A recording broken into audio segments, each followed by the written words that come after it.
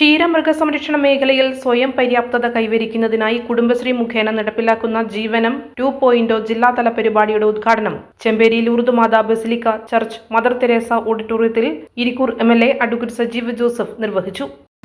ഏറ്റവും നല്ല വിദ്യാഭ്യാസവും തൊഴിലവസരവും നമുക്ക് നേടിയെടുക്കുന്നതിന് അതിൽ ഏറ്റവും നമുക്കൊരു അടിത്തറ ബാധിക്കും ഈ മേഖലയിൽ. പക്ഷെ അടുത്ത കാലത്ത് ഈ മേഖല വളരെയേറെ ആകർഷകമല്ലാതായി മാറി, നഷ്ടമായി മാറി, ബാധ്യതയായി മാറി എന്നത് പലപ്പോഴും പലരും ചർച്ച ചെയ്യപ്പെടുന്ന വിഷയമായി നമുക്ക് കാണാറുണ്ട്. പലപ്പോഴും മാറി വരുന്ന സർക്കാരുകൾ ഈ മേഖലയെ സംരക്ഷിക്കുന്നതിന് വേണ്ടിയുള്ള ഫലപ്രദമായ ഇടപെടലുകൾ കുറേയൊക്കെ നടത്തിയിട്ടുണ്ടെങ്കിൽ ഇവിടെ ഇന്നിപ്പോൾ ക്ലാസ്സിൽ പറയുന്ന വിദ്യാഭ്യാസ പദ്ധതികളൊക്കെ ഉണ്ടെങ്കിലും പലപ്പോഴും അതൊന്നും അധികമല്ല. നമുക്കത് ഒരു ലാഭം കിട്ടുന്നില്ല എന്ന് മാത്രമല്ല, പലപ്പോഴും നമുക്ക് ചെലവുകൾ പോലും നമുക്ക് പലപ്പോഴും ഒത്തുപോകാൻ പറ്റാത്തൊരവസ്ഥ നമ്മുടെ എല്ലാം നേരിടുന്നു. ഏരുവേശി ഗ്രാമപഞ്ചായത്ത് പ്രസിഡന്റ് ജോസ് പരത്തനാൽ അധ്യക്ഷനായി. ജില്ലാ മൃഗസംരക്ഷണ വകുപ്പ് joint director doctor Vinod Kumar മുഖ്യാതിഥിയായി പങ്കെടുത്തു. സ്ത്രീ ശാക്തീകരണവും ദാരിദ്ര്യ നിർമ്മാർജ്ജനവും ലക്ഷ്യമിട്ട് കുടുംബശ്രീ മുഖേന സംസ്ഥാനത്ത് വൈവിധ്യമാർന്ന നിരവധി പ്രവർത്തനങ്ങളാണ് നടപ്പിലാക്കി വരുന്നത്. മൃഗസംരക്ഷണ മേഖലയുമായി ബന്ധപ്പെട്ട് കുറഞ്ഞ ചെലവിൽ ഉൽപാദനക്ഷമത വർദ്ധിപ്പിക്കുന്നതിനും സ്ഥിര വരുമാനം ഉറപ്പുവരുത്തുന്നതിനുമായുള്ള വിവിധങ്ങളായ പദ്ധതികൾ നടപ്പിലാക്കി വരുന്നു.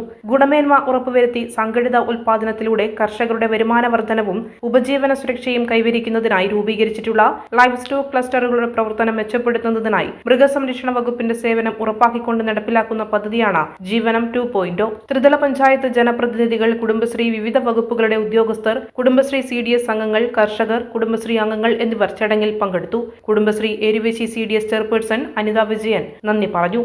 ക്ഷീരകർഷകരുടെ അതിജീവനത്തിനായി പാലിന്റെ ഇൻസെന്റീവ് വർദ്ധിപ്പിക്കാനുള്ള നിർദ്ദേശം സർക്കാരിന്റെ ശ്രദ്ധയിൽപ്പെടുത്തിയിട്ടുണ്ടെന്നും മൃഗാശുപത്രിയുടെ സേവനം എല്ലാ മേഖലയിലെ കർഷകരിലേക്കും എത്തിക്കാനുള്ള പ്രവർത്തനം നടപ്പിലാക്കുമെന്നും സഞ്ചരിക്കുന്ന ഡിസ്പെൻസറി ഇരിക്കൂർ ബ്ലോക്കിൽ ഉണ്ടാക്കുന്നതിന് മന്ത്രിയോട് ആവശ്യപ്പെടാമെന്നും MLA അറിയിച്ചു. ജീവനം ക്യാമ്പയിനിന്റെ ഭാഗമായി കർഷകരുടെ ആവശ്യങ്ങളും നിർദ്ദേശങ്ങളും രൂപരേഖ തയ്യാറാക്കി നൽകാനും അവ സർക്കാരിന്റെ ശ്രദ്ധയിൽ കൊണ്ടുവരാനുള്ള പ്രവർത്തനങ്ങൾ കൂടി ചെയ്യാമെന്നും MLA ഉറപ്പു നൽകി.